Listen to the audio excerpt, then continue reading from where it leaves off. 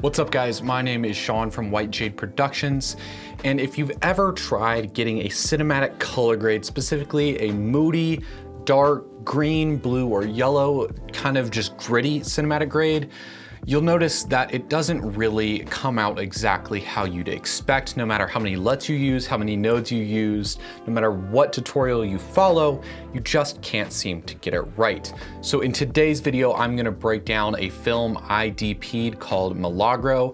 It very much had that gritty, dark feel, and we're gonna break down exactly how we made the look on set and how that affected the grade and what you should be doing on set to get the grades you're looking for. First and foremost, if you look right here inside of Shot Designer, which by the way, shout out Shot Designer, it's the GOAT. You can see that I have not only my camera moves, but my lighting as well. Now, when doing pre-production for any kind of film, commercial, or music video, you must have shot maps of some kind. Again, I like Shot Designer. You can do a lot with it. This example right here definitely doesn't utilize it to its fullest, but it is good. So we're gonna break this down, break down the shots, and kind of figure out how to do the grade as well. I have a node tree, which y'all can copy as I go along in this tutorial. So first things first, in this scene, we have this woman.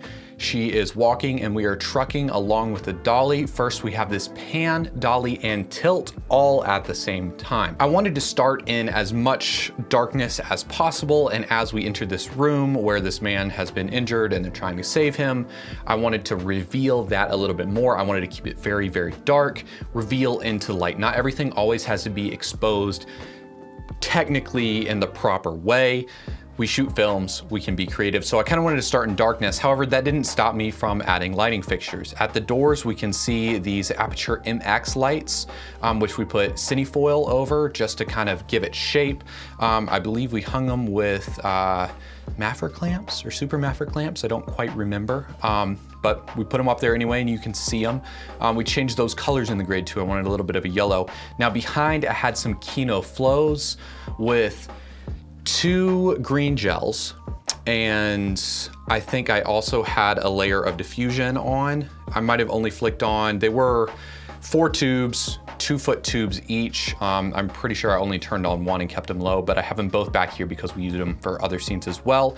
And we have this dolly shot follow in where we have some Aperture B7 bulbs hanging as practicals. Right over this table right here, we have another Kino Flobe single tube.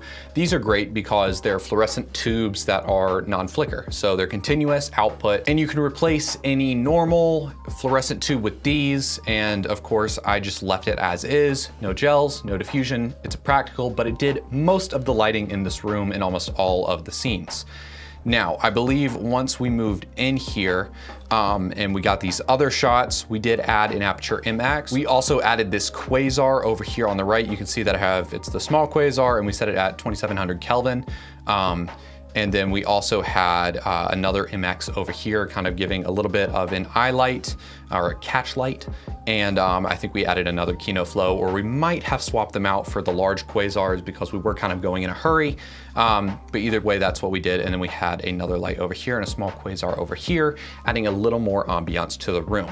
Now, the reason I have all of these other lights that don't really do a lot of heavy lifting is mostly because I want to fill the space. I want to lift the blacks in spots where I want to lift the blacks. I don't want the shadows to be too dark, but I do want them to be somewhat dark. I wanted it to be very pushed, but I didn't want to have to do it in the grade, but I did want control in case we wanted to bring some stuff up. So we made sure everything was very clean. It was very bright when we initially shot it. And then when the grade came on, it got dark. Because we were shooting raw, actually, speaking of which, this is a good time to talk about it. This is the Red Dragon 6K. This isn't the exact camera we shot it on, but for those curious, this is the Helios 442 and the Sirui anamorphic adapter. We used that in a 28mm vintage lens. It was unbranded with this adapter as well to get all these shots, all on the Dragon 6K at 6K open gates. That's how we got our shots. This is pretty much the same rig. No matte box because of how the lighting was. Didn't need a matte box. I wasn't gonna get any crazy flares. And this adapter doesn't flare up with soft light at all. You have to hit it with some pretty hard light like the light I got over there. So that's the rig. Done with the rig. back to the lighting, we just wanted to lift everything up. We wanted to make sure it was all changeable in post, but not too much. There's an issue in Hollywood nowadays where they just light everything soft so that they can change it in post. You don't want to develop your look in post, you want to develop it in pre-production, which is what we're doing right here. We're looking at this shot map and our lighting charts, and we already have decided what it's going to look like. And you can see that even on here I have, if it wants to res up, there it goes, 2x green. That means I am putting 2 green gels over this Kino Flow 4x2. I need to have that stuff down because that is a key component in getting that green dirty look. When you want green in your film, it is important to shoot with green lights. They don't have to be crazy green. Honestly, most of the time it's 5600 Kelvin lights or even 6500 Kelvin lights. I think for some of these we actually split warm, cool to add more texture. That's a lighting tip for another video. But we did that and then threw green on top of it, which added this subtle green effect in camera. You don't see it much in the raw, you can see it a little bit, but when you decide to push the greens in the grade, they really, really pop and you don't have to work too hard to get it. When you just shoot normal, you don't have any color contrast and you decide, oh, I'm gonna add greens just to the shadows. Well, congratulations, your blacks are now also green, and it takes a lot of work and saturation and luminance manipulation to get there. And unless you're shooting raw, it's gonna be very, very difficult. If you're shooting 10-bit, you're gonna struggle to get there. I'd say it's almost impossible. I know that a lot of people argue that 10-bit is enough. When you're not lighting properly, if you make mistakes, if you want to change things later down the road, 10-bit absolutely isn't enough. You need 12-bit. You don't need 16. 16-bit is for the dynamic range, but having at least 12-bit and 16-bit is nice, is definitely a game changer when it comes to making those really minute luminance adjustments. However, that's not what we want to be doing. We really want to be doing it in our lighting. Now, real quick, let's take a look at another scene I want to break down as well, because this one kind of takes a little note page out of the Batman. I'll show that scene and then I'll show this scene. They look very, very different, but the lighting concept is the same and it worked out great, especially since we were on a huge time crunch this day. So as you can see in the Batman, it's very clean. There's not a lot of color contrast. That's fine. We were going a different route with color, but in terms of lighting, they did this thing where they basically blasted lights through this giant sheet of diffusion, and it just falls in, and you can see out of the darkness, Batman appears and they start beating up the thugs or whatever. I don't have access to the raw footage, however, I have seen it, and the exposure jump is huge. It's probably like a 2-stop difference. They're bringing it down probably with the ISO in post or just with gamma curves. Could be anything. I don't know how they colored it. I'm just taking a stab in the dark really, but I'm gonna show you how I did it here. Now, if we look on my shot map right here, we can see that I have Kino Flows, 2 Kino Flows, and those are sky panels as well. I might have ditched the Kino Flows day of, and I think I just used sky panels. And this is Opal Frost. I wanna say it was maybe a half stop or full stop that we put on each side. I wanna say it was a full stop of each. And we just shot light through it.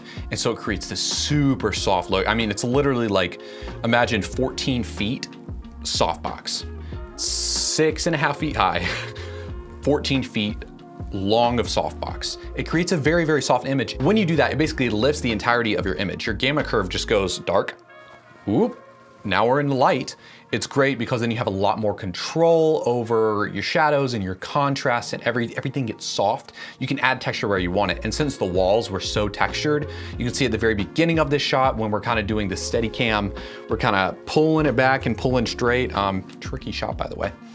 As we're doing that and revealing characters and pulling it back and walking backwards through this wall over here, you can see the texture in the wall. I believe we also added a Kino Flow, or yeah, it was a flow tube. We added one over here as well. Had our aperture bulb, MXs, and it did take some masking in post to get this to look super good. If it were up to me, we wouldn't have actually shot this in a real basement. We would have shot it in studio, but this was a student short film and we didn't have budget like that because ain't nobody got budget like that for these kinds of jobs. That would be crazy. That'd be like a $15,000 set. not in the cards.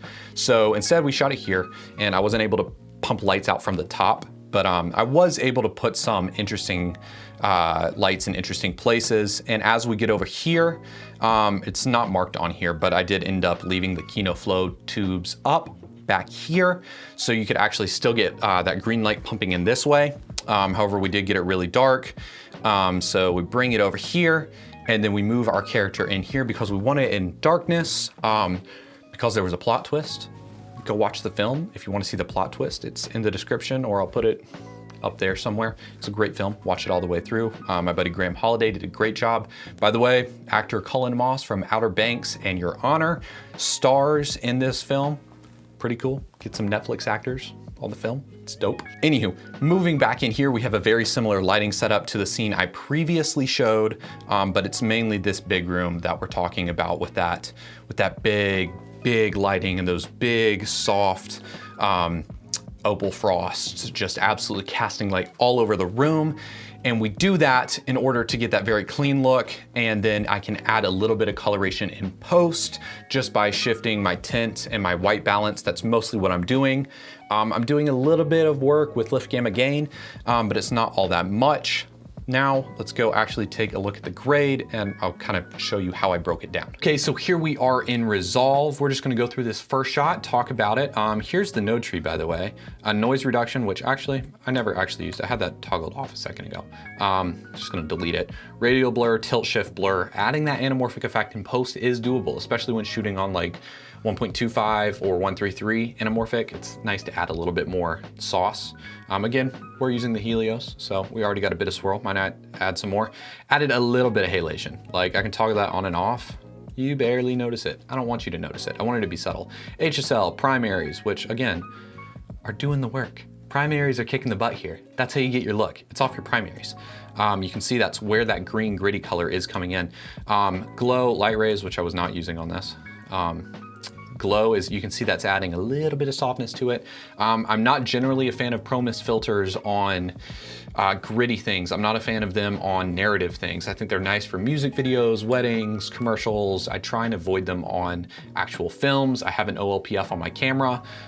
It's gonna do a lot of the work for me, especially because I use the skin tone highlight, because Red offers variable OLPS. Cool like that. We got our film curve CST, Kodak 2383, which does a lot. The Kodak 2383 adds that teal and orange pop. If I toggle it on and off, you're gonna see that because I have a CST on, but you can see the difference here. I'm adding some contrast within it, but it's kind of giving that final polish. I did dial it in pretty heavily though. And then we have our power grades over here, where we're just gonna kind of hide some of the light that I didn't want to be punching as strong as it was, just because of the restrictions of the set. Anywho, let's go through and take a look at this. First, we have this shot. I'm gonna toggle it off. Here's before, and by the way, we shot this originally at 1600 ISO. This is the original shot. This is what it originally looked like. I was like, okay, obviously we're gonna shoot that with a high ISO because, you know, I want to retain detail, get that stuff in. We're gonna drop it to 640, right? Because that's the actual look I want. Then I'm gonna add my grade on top of it. This is gonna push those walls to being yellow. That's what I really wanted. Also, our color temp is at 4500, tint is at 8, because that's just how I wanted to push it. It's how I got this look. I wanted this door to be very blood red. I didn't want it to stand out too much. I wanted it to be really dark. So made sure to take that down. You can see this blue light coming from over here. Again, blue light. I'm not pushed so cold to the fact that that's turned blue. That's literally from the lights, and I'll show you that in a second. We're gonna move up here. Again, this gets very yellow. We did have an aperture MC, I believe, up here, bouncing light off. You can see the shadow right here. Again, add shadows, add splashes of light. It just makes your image look nice. We're gonna skip a little further. Yeah, maybe about right here. Yeah, we'll do right here. This shows things. Okay. We're getting a nice warm look from her right now. You can see her skin looks intact, her skin looks intact. But as we move on, by the way, practical right here. I wanna say it was our production designer who found these lamps and was like, yo, we should use these. And I was like, well, if they don't flicker, sure, yeah, why not throw it on the wall? I like splashes of light. Again, we have this Kino Flow over here. If you look closely, It never gets in the center of the shot, so it stays blurry, but if you look closely, there is a green gel on it. That's what's causing this right here. That's what's causing a lot of the green on the wall. If you look at the difference, this wall looks pretty magenta compared to this. This is properly white balanced, I believe. It might be a touch on the cold side, but this and this, not the same. Again, same big lights on this side, pushing this way. This is adding a lot of character. This light is adding a little bit of that blue coolness splashing on the skin, and you can see it reflecting off of her forehead, and that was what was going on the post in the earlier bit of that shot. We're gonna skip on a little further onward, not that far. You can see now that this lady comes in over here, because she's getting hit by that light and backlit by this, her hair looks very green, but her skin looks very pale. I'm pulling a lot of the skin tones all the way down. We're gonna, look at that. There's our difference, huge difference. By the way, this is what our power grade is making darker. That's what these are for, just to make that darker, because you can really see the difference here. Very green, especially if you look up there, very green, very green. His skin tone looks great all the way back here because we're lighting him properly. We go over to her, we're not, technically. But creatively, that's how I wanted to light her. She's freaking out. I don't want her to look, I don't want to look nice, you know, I wanted her to look disheveled. She is disheveled, we got makeup on her. But I wanted there to not be an eye catch over here, which is why we darkened it. Now, as we pull in this injured man, he's gonna come in through here. Again, looks great. We have this color contrast. We have warm, cool / balanced, and then we have green. So we have 3 different colors, and then we have dark. We just have dark. This is just dark. And I want it to be dark. I don't want you to see it. I want it to be mysterious. I just want it to be hidden. And we get right here, okay? We have our MCs again. This is the shot I referenced at the very beginning. You can see our Kino flows right behind camera are pushing green here. Take that off, take that on. That's green in camera. There's no magic here. I can take and push and pull that tint any way I want to. Doesn't do anything. Green is in camera. Now that green is enhanced and it looks how I want it to. Nice little splash of light right here. That matters. This little light right here, we're lighting up this, we're getting sparkles, and we can see this. I want shadow, I want shape. I don't want to see things though. That's the trick. Okay, let's go back to that first scene I talked about right here. Again, very similar node tree. I believe I also didn't have noise reduction or light rays on for this, so I'm gonna take those out. This is grayed off, by the way. This is compound clip, so I can't access my raw settings because I believe we cut 2 clips together and anyway, editing things. But we had it at 1600 ISO again, so it was twice as bright as this. I took it down further, put the grade on, it comes down even further, but specifically right here. There's the silhouette. You can see her a little bit. You can see her a little bit, but I really want the silhouette of this person. I don't want to really see her. She's not an important character. I don't want to put eyes on her, but she is mildly important to the scene, so I just want to show who she is and establish her.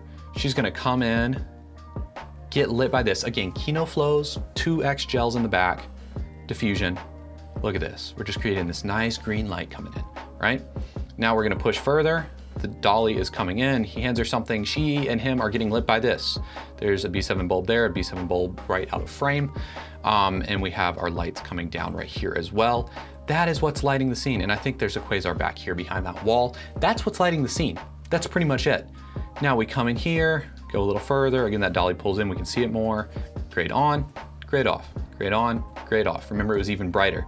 Now we come in here, looking at our actor, we're just taking a look at him. Wow, this is a difference.